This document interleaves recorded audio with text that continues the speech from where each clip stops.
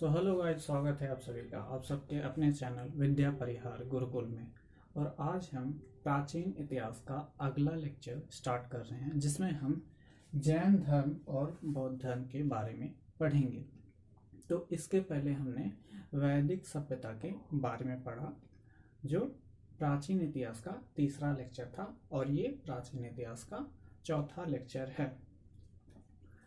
जैन धर्म का उदय कैसे हुआ, जैन धर्म और बौद्ध धर्म का उदय कैसे हुआ, इसके बारे में सबसे पहले जान लेते हैं। लगभग 600 से 500 ईसा पूर्व क्या हुआ था कि जो लगभग उस समय उत्तर वैदिक काल में क्या हुआ था कि जो वर्ण व्यवस्था थी वो जन्म के आधार पर हो गई थी। यानी ब्राह्मण का बेटा ब्राह्मण होता था, क्षत्रिय का बेटा क्षत्रिय, वैश्य का बेटा वैश्य और शूद्र का बेटा शूद्र। तो उस समय क्या होता था, जो ब्राह्मण थे वो अपने आप को उच्च बताते थे, और बाकी जो धर्म थे जैसे क्षत्रिय थे वो उनसे थोड़ा सा नीचे आते थे, और उनसे नीचे आते थे वैश्य, और सबसे नीचे आते थे शूद्र। उस समय जो उच्च कुल के लोग होते थे जैसे क्षत्रिय ब्राह्मण, ये लोग शूद्र लोग को चोर समझते थे और उन पे तरह तरह का शोषण करते रहते थे। उस समय क्या होता था, जो वैश्य समाज के लोग थे, जो लोग व्यापार करते थे, उन्हें ब्राह्मण लोग धर्म सूत्र था उसके आधार पर धर्म सूत्र का हवाला लेकर के ब्राह्मण लोग कहते थे कि हमें ऋण नहीं लेना चाहिए, ऋण के ऊपर हमें जीवन बसर नहीं करना चाहिए, जीवन यापन नहीं करना चाहिए। लेकिन उस समय जो वैश्य थे, जो व्यापारी थे, बिना लोन लिए बिना ऋण लिए व्यापार तो चलता नहीं है। तो उस समय क्या होता था कि इस व्यवस्था से लोग असंतुष्ट हो गए थे। तो लगभग उस समय लगभग 600 से 500 ईसा पूर्व क्या हुआ था कि लगभग 62 धर्मों का, लगभग 62 धर्म नहीं संप्रदाय का उदय सामने पढ़ने पर पता चलता है कि उस समय लगभग 62 धर्म सामने आए थे। उन्हीं में से जो जैन धर्म है और बौद्ध धर्म है उनमें बहुत ही इम्पोर्टेंट था और बहुत ही शक्तिशाली रूप से समाज के सुधारक के रूप में उभरे हुए थे जैन धर्म और बौद्ध धर्म। तो आइए हम जैन धर्म के बारे में थोड़ा सा जानते हैं। जैन धर्म का जो संस्थापक माने जाते हैं वो हैं ऋषभदेव, जो जैन धर्म के संस्थापक माने जाते हैं। ये प्रथम तीर्थंकर थे। तीर्थंकर क्या होता है? तीर्थंकर माने कह सकते हैं कि गुरु, जो उस समाज के गुरु थे और उस समाज के ज्ञाता थे। जैन धर्म के जो गुरु थे वही तीर्थंकर कहलाते थे। तो प्रथम तीर्थंकर तो थे ऋषभदेव। उनके बाद आए द्वितीय तीर्थंकर अजितनाथ। हमने 4 ही लिया है, 5 ही लिया है तीर्थंकर, यही बहुत ही इम्पोर्टेंट है, इसके आगे कोई भी इम्पोर्टेंट नहीं है। लगभग 24 तीर्थंकर हुए थे, उनमें से अंतिम थे महावीर। तो आइए जो इम्पोर्टेंट है उनके बारे में जानते हैं। पहले तीर्थंकर थे ऋषभनाथ, दूसरे तीर्थंकर थे अजितनाथ, 21वें तीर्थंकर थे नेमिनाथ, और 30वें तीर्थंकर थे पार्श्वनाथ, और 24वें तीर्थंकर थे महावीर जी। जो ऋषभनाथ थे इनका जो प्रतीक था वो सांड था। अजितनाथ का जो प्रतीक हुआ करता था अभी है, हाथी है, और नेमिनाथ का जो प्रतीक है वो शंख है, पार्श्वनाथ का प्रतीक है वो सांप है, और महावीर जी का जो प्रतीक है वो सिंह है यानी शेर है। आइए इस धर्म के बारे में थोड़ा सा और जानकारी लेते हैं। जैन धर्म में कर्म फल से छुटकारा हेतु त्रिरत्न का पालन करना आवश्यक था। ये कर्म फल क्या होता है? जैसे माना जाता था कि जो जैसा कर्म करेगा उसी हिसाब से उसको फल मिलेगा, यही है कर्म फल। तो इनसे छुटकारा पाने के लिए इस धर्म के लोगों को त्रिरत्न का पालन करना होता था, और ये त्रिरत्न थे सम्यक दर्शन, सम्यक ज्ञान, सम्यक आचरण, ये त्रिरत्न हुआ करते थे जैन धर्म में। और इनके बाद जो अगर इसके बाद क्या कहते हैं, ऋषभनाथ के बाद कई कई लोग कई तीर्थंकर आए, और उनके बारे में ज़्यादा जानने का इम्पोर्टेंट है नहीं, ज़्यादा इम्पोर्टेंट है नहीं, बस इतना जानिए कि द्वितीय तीर्थंकर अजितनाथ, 21वीं नेमिनाथ, 23वें पार्श्वनाथ। पार्श्वनाथ थोड़ा सा इम्पोर्टेंट है, समझते हैं। पार्श्वनाथ ने 4 महाव्रतों के पालन का आदेश दिया। जो 23वें तीर्थंकर थे पार्श्वनाथ, इन्होंने 4 महाव्रत, और ये 4 महाव्रत थे सत्य, अहिंसा, अस्तेय, अपरिग्रह। सत्य यानी सत्य बोलना है, अहिंसा यानी हिंसा नहीं करनी है, अस्तेय यानी चोरी नहीं करनी है, अपरिग्रह यानी धन संग्रह नहीं करना है।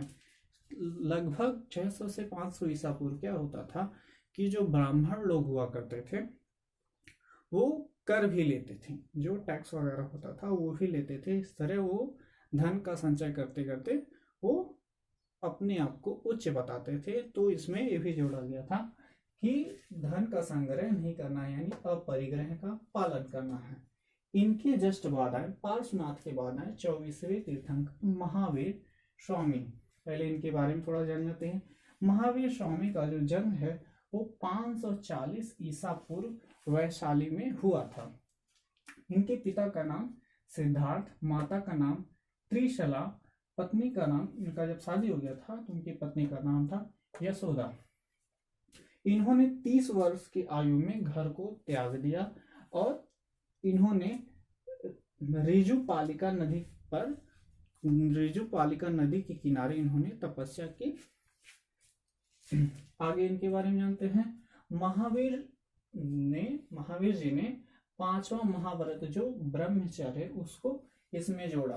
तो महावीर, क्वेश्चन आता है कि महावीर जी ने किस 5वें महाव्रत को जोड़ा। तो ब्रह्मचर्य को इन्होंने 5वें महाव्रत के रूप में इन्होंने जोड़ दिया था।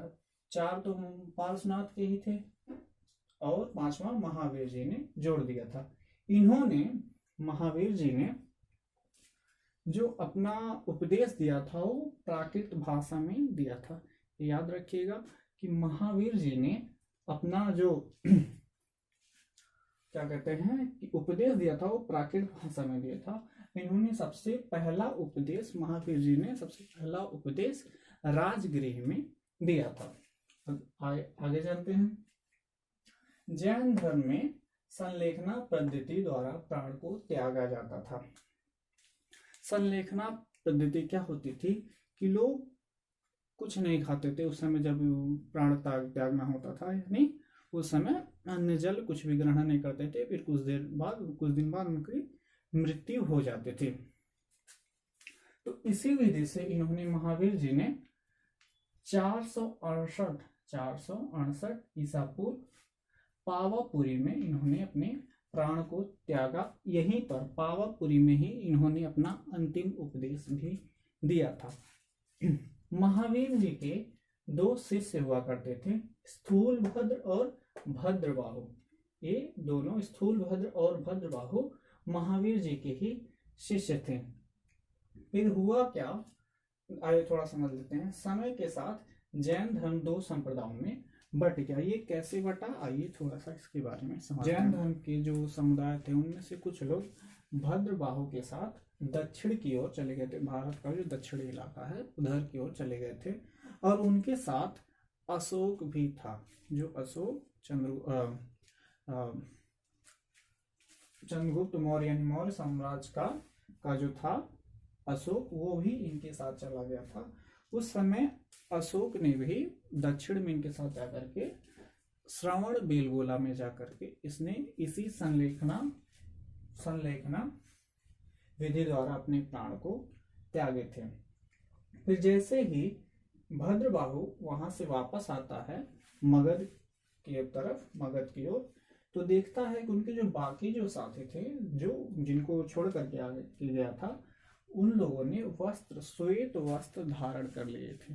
जो भद्रबाहु के साथ थे वो दिगंबर थे, यानी वो वस्त्र नहीं पहनते थे। लेकिन जब वो वापस आता है तो जिनको साथ छोड़ करके जाता है वो क्या होता है, श्वेत वस्त्र धारण कर लिए होते हैं, श्वेत वस्त्र धारण कर लिए होते हैं, इस तरह वो श्वेतांबर कहलाए।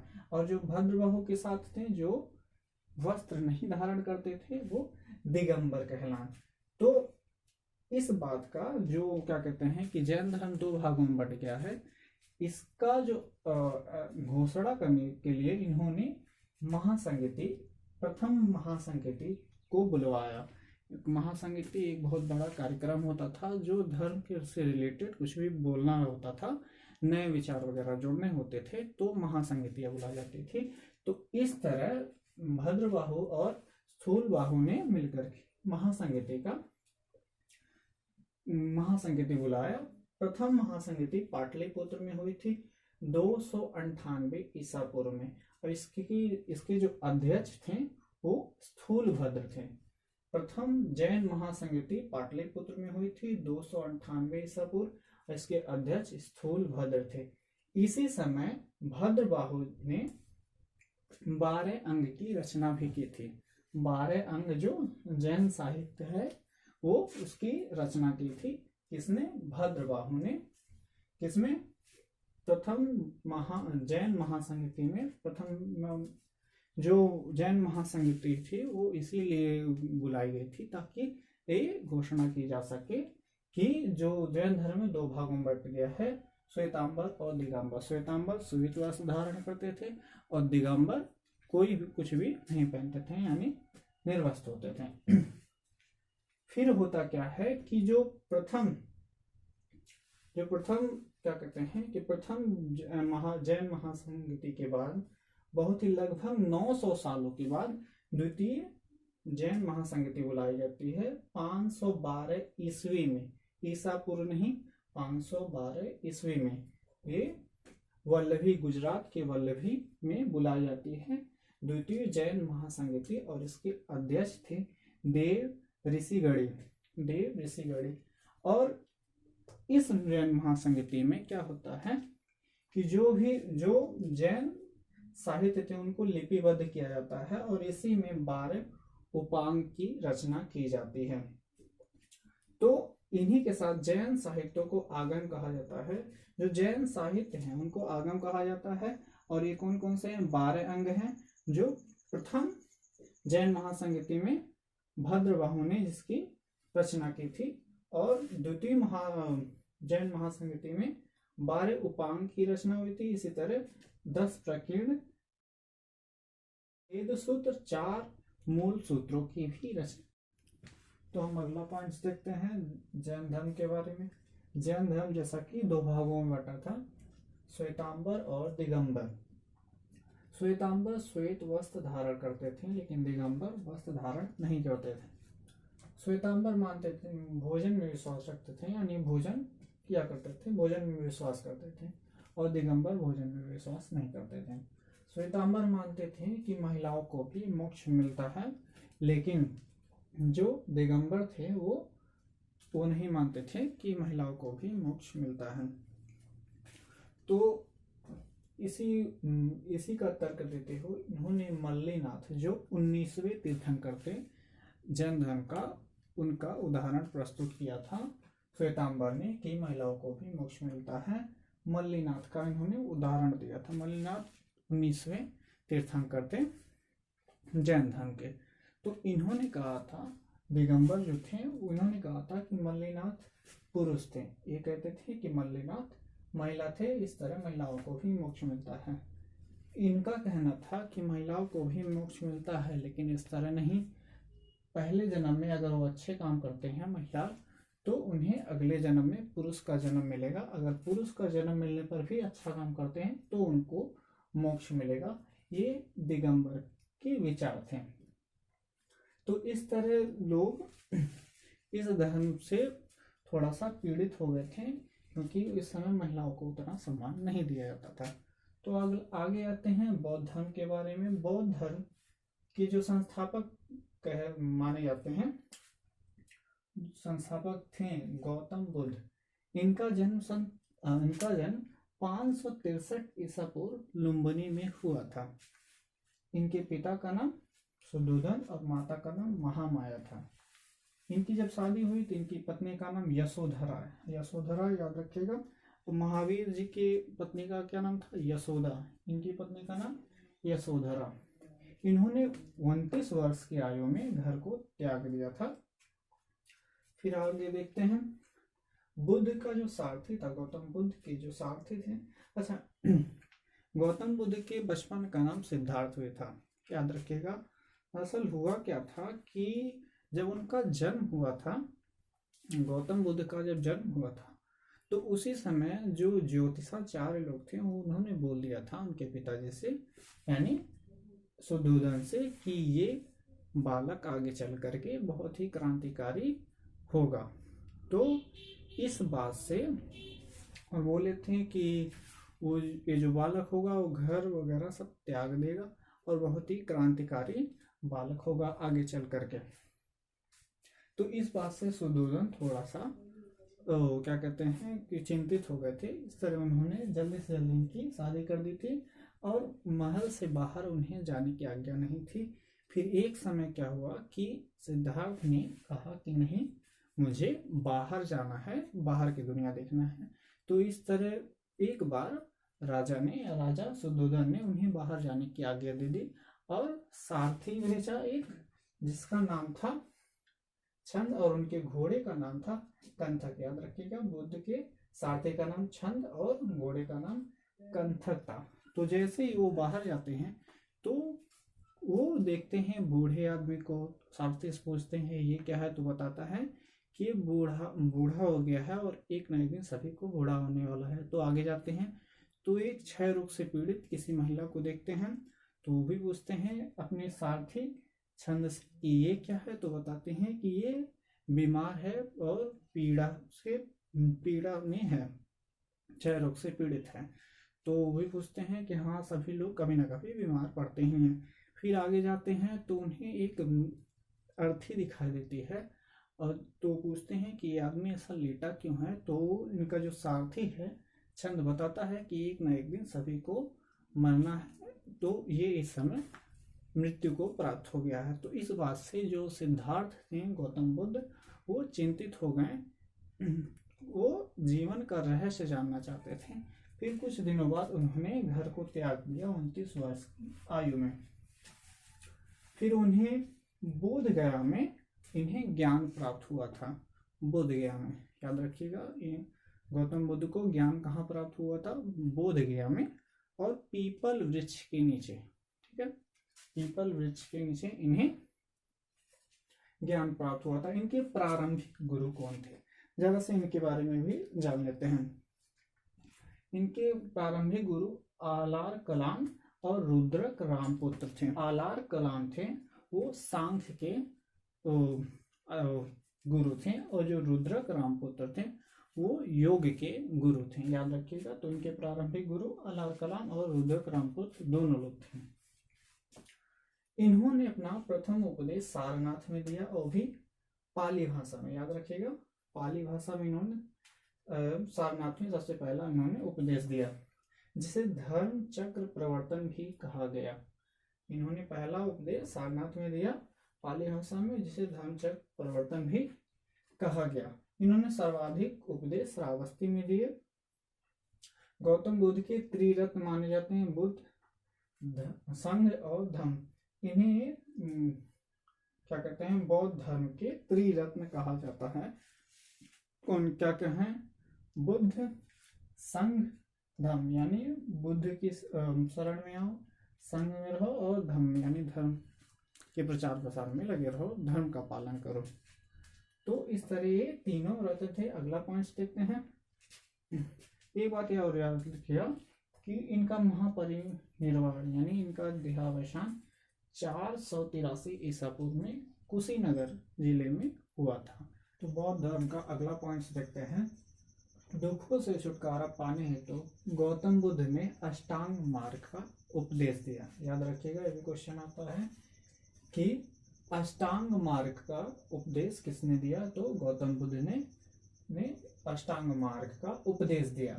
बुद्ध की शिक्षा, जो भी वो शिक्षाएं दिए हुए थे, उसका जो सार है वो प्रतीत समुत्पाद में संग्रहित है।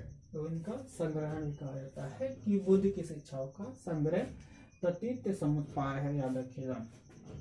जातक कथाओं में गौतम बुद्ध के जीवन संबंधी कहानियां हैं, ठीक है। ये भी बोला जाता है कि जातक कथाएं किससे संबंधित है, तो जातक कथा गौतम बुद्ध के जीवन से संबंधित है, याद रखिएगा। बौद्ध ग्रंथ, जो बौद्ध ग्रंथ 3 ग्रंथ है, सुत्त पिटक, विनय पिटक, अभिधम्म पिटक, इनको संयुक्त रूप से त्रिपिटक कहा जाता है। तो त्रिपिटक किस धर्म से संबंधित है, बौद्ध धर्म से संबंधित है। बौद्ध ग्रंथों सुत्त पिटक, विनय पिटक, अभिधम्म पिटक को संयुक्त रूप से त्रिपिटक कहा जाता है।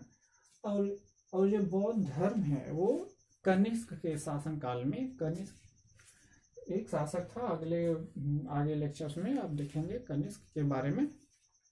तो कनिष्क के शासन काल में जो बौद्ध धर्म है 2 भागों में, 2 शाखाओं में बट गया था, हीनयान और महायान, याद रखिएगा, हीनयान और महायान।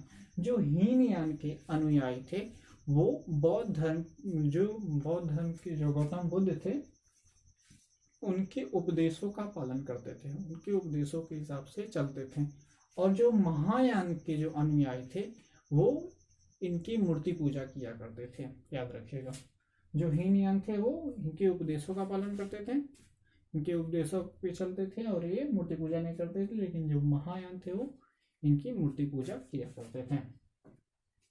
अब आते हैं, देखते हैं बौद्ध संगीतियाँ क्या क्या हैं उनके बारे में। बौद्ध संगीतियाँ 4 बौद्ध संगीतियाँ हुई थी।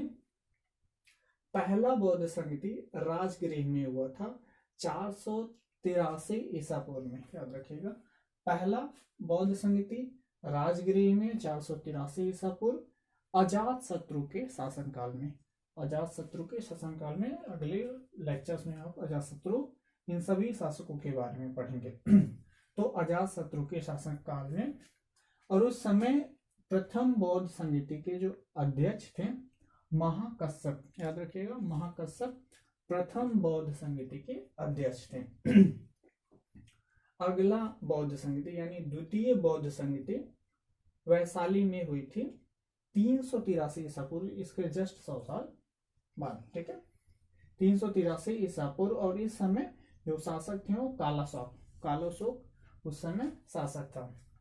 और द्वितीय बौद्ध संगीति के जो अध्यक्ष थे वो सर्वकामी थे, याद रखिएगा। द्वितीय बौद्ध संगीति वैशाली में हुई थी 383 ईसा पूर्व, कालाशोक उस समय का शासक था और सर्वकामी और द्वितीय बौद्ध संगीति के अध्यक्ष थे। तृतीय बौद्ध संगीति पाटलिपुत्र यानी पटना में हुई थी 251 ईसा पूर्व में, ठीक है। उस समय जो शासक था वो अशोक था, ठीक है। अशोक उस समय शासक था। और जो अध्यक्ष थे तृतीय बौद्ध संगीति के वो मोगली पुत्र तिस्य, याद रखिएगा, मोगली पुत्र तिस्य। चतुर्थ, ये बहुत ही इंपॉर्टेंट है, चतुर्थ बौद्ध संगीति। चतुर्थ बौद्ध संगीति कुंडल वन में हुआ था, ठीक।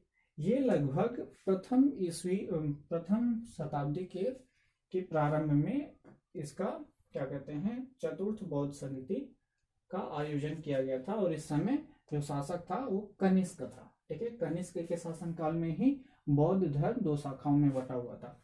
और चतुर्थ बौद्ध संगीति के जो अध्यक्ष माने जाते हैं वो वसुमित्र हैं, याद रखिएगा। प्रथम बौद्ध संगीति के महाकश्यप अध्यक्ष थे। द्वितीय बौद्ध संगीति के सर्वकामी, तृतीय के मोगली पुत्र नहीं पुत्र है, ठीक है, मोगली पुत्र तिस्य, मुगगली पुत्र तिस्य क्या नाम है। चतुर्थ बौद्ध संगीति कुंडलवन में कनिष्क के शासक काल में वसुमित्र इस समय के अध्यक्ष थे।